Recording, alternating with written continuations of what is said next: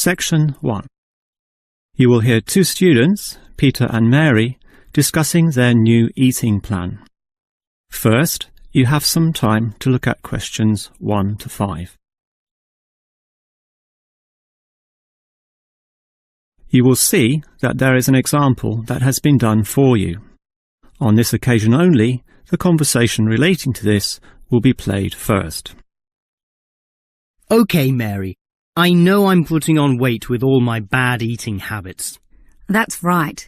Chocolate bars, pizzas, and all washed down with litres of soft drink. And with all the sugar in soft drink, I think we can say you're definitely overindulging, don't you think? Peter consumes far too much soft drink, so soft drink has been written in the space.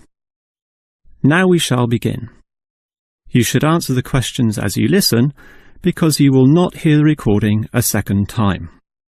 Now listen carefully and answer questions 1 to 5. OK, Mary. I know I'm putting on weight with all my bad eating habits. That's right. Chocolate bars, pizzas, and all washed down with litres of soft drink.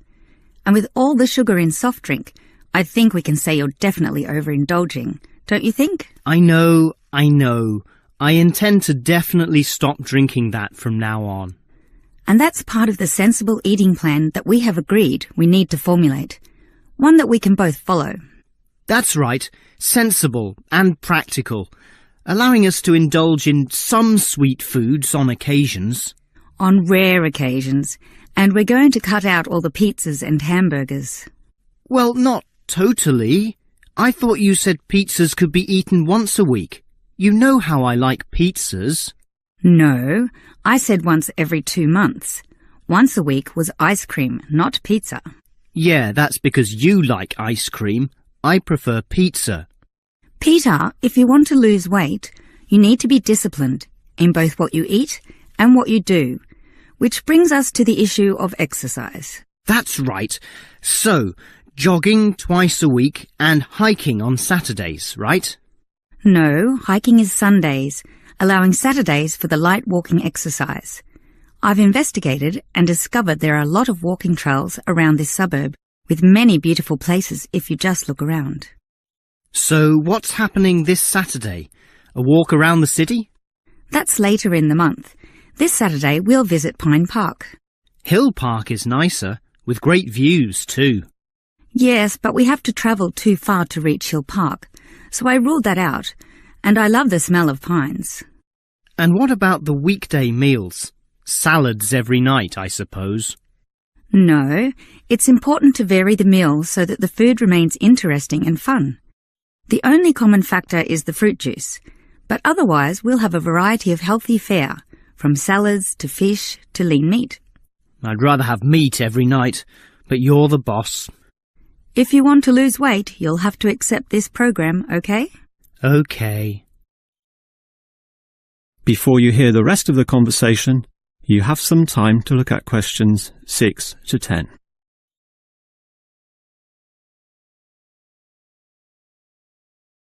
Now listen and answer questions 6 to 10. Now, Mary, you said we could have a little treat in our diet plan 3 times a week, specifically Tuesdays, Thursdays and Sundays. Yes, a very small treat, but something to reward us for all the discipline shown. Such rewards will motivate us to continue the diet. So on Tuesdays, what can I choose? You have a choice between a small serving of chocolate, ice cream or biscuits. OK, well, I'll go for the biscuits. I love those crunchy little things with my cup of tea. So do you, right? I do indeed, so I'll have them too, saving the ice cream for later. But I know how much you like ice cream, so why don't you save it for the end of the week? That will give you the motivation to keep going, and you can have chocolate midweek. That's a good idea, but I think the most important thing is for you and I to eat different things on those other 2 days. Well, if you think that way, I'll eat the ice cream on Thursdays, not the chocolate, OK? Well, if you're having that, then I can't have ice cream. In order to be different, I'll have the chocolate. So we can compare our different snacks and maybe even share a little with each other. Exactly. And the variety and fun involved will take our minds of wanting more. Eating for fun. A good idea. And then you can have the chocolate on Sunday, right? But I like biscuits. Actually, I want biscuits again to have with my cup of tea. But you have the biscuits on Monday, remember? And we can't repeat. Oh, come on. This isn't fixed in concrete. I can have them again instead of chocolate. You might like variety, but I don't. I'm a creature of habit. Well, the whole point of this was to taste different snacks. But if you want the same thing, okay. I, for one, am sticking to the original plan, with ice cream to finish the week and not another dose of chocolate. That is the end of section 1. You now have half a minute to check your answers.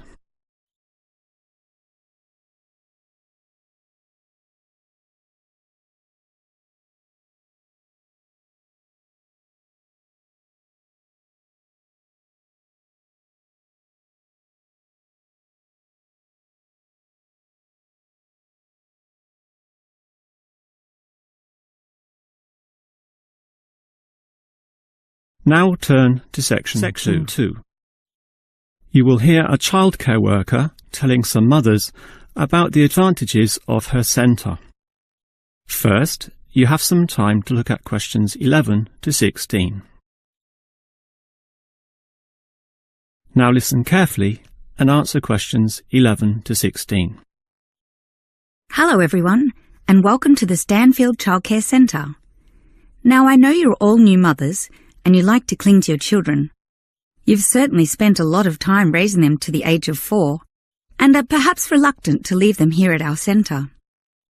Well, one of the first things you should understand is that here it is safe. Very safe. Look around and you'll see that every room has padded walls.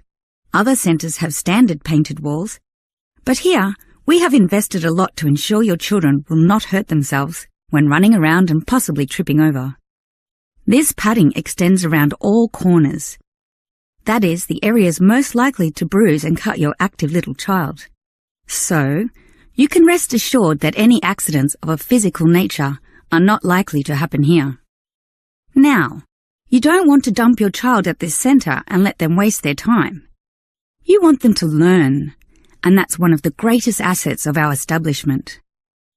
Our staff are not only trained childcare workers, but all of them have a special skill which they can impart to your child. Whether it be teaching the ABC, some basic mathematics, artistic skills, or physical education. We are particularly known for our preschool literacy program and have a wealth of learning toys specially designed to develop your child's potential. Of course, one concern many mothers have is that, in environments such as these, colds and flus and other viral nasties can be easily spread around. It's a very legitimate concern, and one which we take seriously, and we pride ourselves on our precautions. For a start, unlike most centres which clean with standard detergents, we disinfect every service at the end of every day, using a special disinfectant wash. Some places just wipe surfaces daily with a damp cloth, but not us, and that's just the start. We also physically check your children when they arrive every day, and if we feel your child is sick, we ask him or her to wear a face mask to ensure germs are not transmitted. If your child is noticeably sick, then we ask you to take them back home to recover. This might sound a little unkind, but we hope parents can understand that these measures are for the benefit of all. Before you hear the rest of the talk, you have some time to look at questions 17 to 20.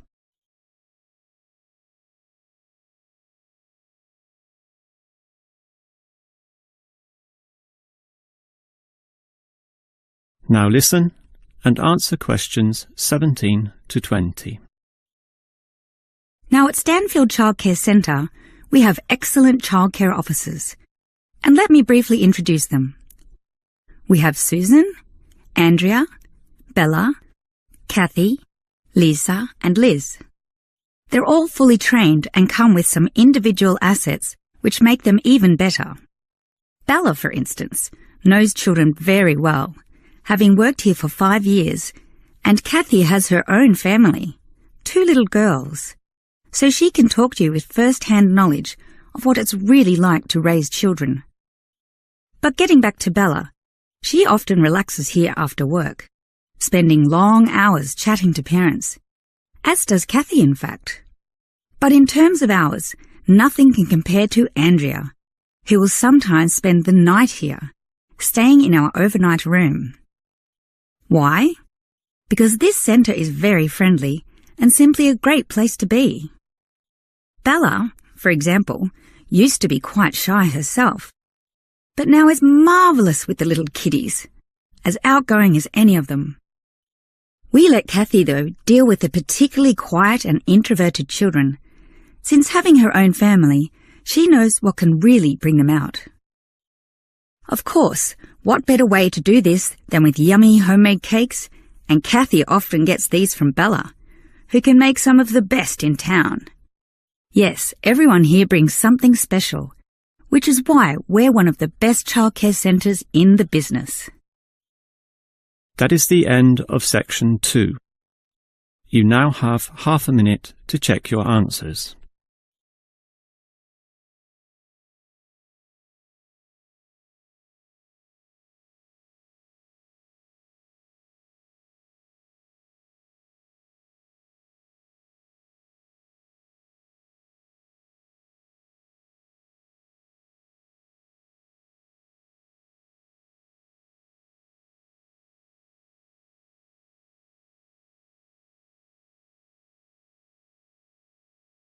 Now turn to section 3. You will hear a student, Eric, talking to his lecturer, Miss Harris, about essay writing. First, you have some time to look at questions 21 to 25.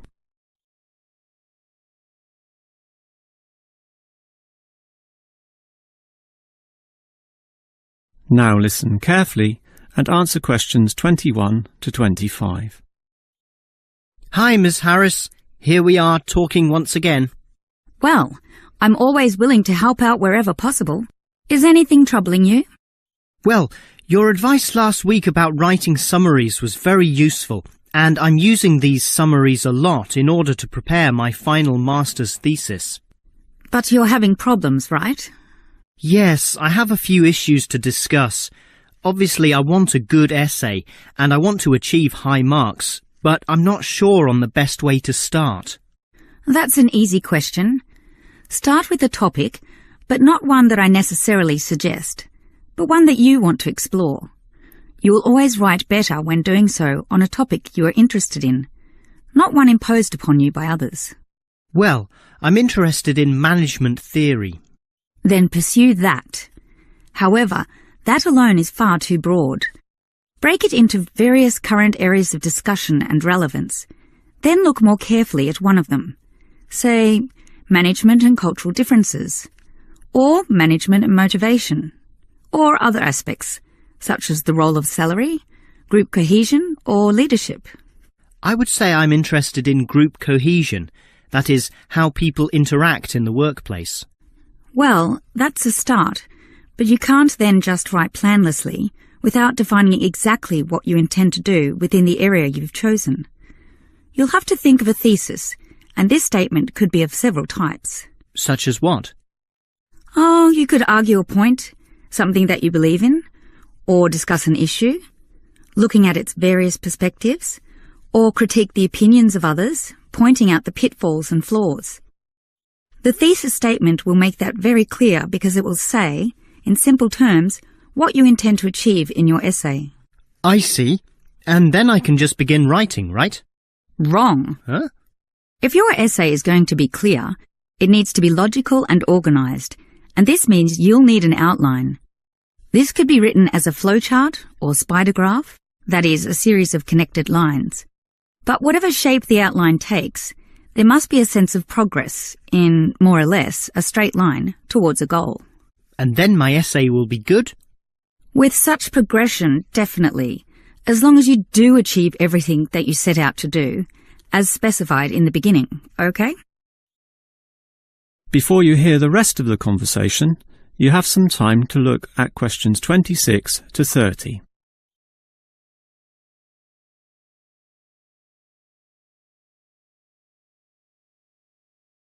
Now listen and answer questions 26 to 30.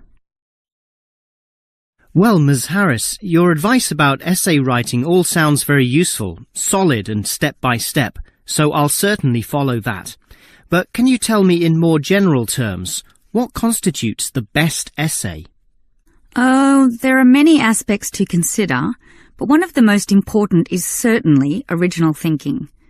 The best essays are written by people who think for themselves, and not just copy or imitate established views. I think I can do that. But remember, you can't just give a list of unsupported assertions.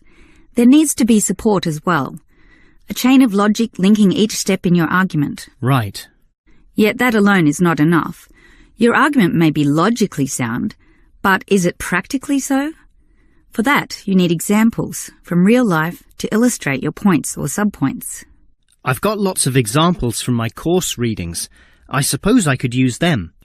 But remember, whenever you use an example or facts or figures that are not commonly known, you must give a reference.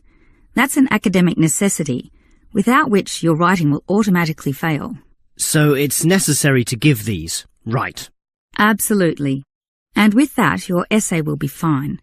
But always ensure that you format it clearly. What do you mean? I mean the practical considerations, as written in the University Style Guide, such as leaving appropriate margins, using double spacing, Arial font, and so on. You see, your writing must look good as well as be good. I can certainly do that. And finally, related to the previous point, you need to respect the number of words required. Your individual lecturers will give you a word count figure, so follow what they say, making your essay neither too long nor too short. Perhaps 10% either way should be acceptable. 15% was common when I was younger, but it's a lot stricter now, and 20% would be pushing the boundaries just a little too far. I guess I can do all that. Thanks for your advice. That is the end of section 3. You now have half a minute to check your answers.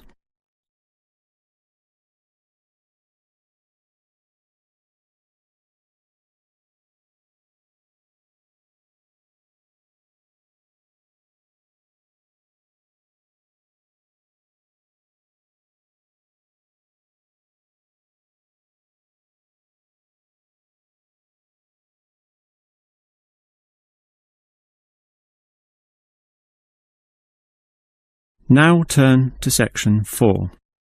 Section 4. You will hear a lecturer discussing the history of people's beliefs regarding whether the Sun or the Earth is at the centre of the solar system. First, you have some time to look at questions 31 to 33. Now listen carefully and answer questions 31 to 33. In the night sky, the stars appear to revolve around the Earth, rising in the east and disappearing in the west. The Earth itself seems solid, fixed and stable, and such common sense perception suggests that the Earth is the centre of the universe. This is known as geocentrism, with geo meaning Earth, and all pre-modern civilizations drew this conclusion. We now know, of course, that the Earth revolves around the Sun, and this is called heliocentrism, with helio meaning sun. But historically, it took quite a while for this to be deduced. As early as the 3rd century BC, an ancient Greek astronomer, Aristarchus of Samos, proposed heliocentrism, but received little support from his peers. Similarly, throughout subsequent history, isolated individuals proposed this new idea, but again, no one was listening. Geocentrism just seemed too logical to refute. Geocentrism also fitted the views of the established Christian Church, who could quote biblical passages such as, "The world also shall be stable, that it be not moved." Those who dared disagree were subject to accusations of heresy, often with dire punishments to follow. The trouble was, as the night sky was observed more closely, that simple revolution of the stars proved not so simple at all. In relation to the other stars, some steadily wandered in given directions, then sometimes reversed for months, and disappeared altogether. They were called planets, meaning wanderers. In addition, the position of the sun and moon altered slightly over the year, and comets, those mysterious glowing spots, would come and go. In order to predict the motion of the planets and accurately serve the primary purpose of navigation for sailing ships, increasingly elaborate mathematical models were needed, a sure sign that something was not quite right. Before you hear the rest of the lecture, you have some time to look at questions 34 to 40.